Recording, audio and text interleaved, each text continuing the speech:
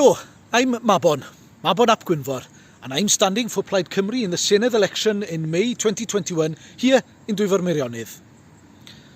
For the first time in our history, 16 and 17-year-olds are allowed to vote in an election. And personally, I feel very strongly that the voices of this age group of 16 to 25-year-olds is absolutely key. Simply put, you are our future. But way too often, your voices go unheard.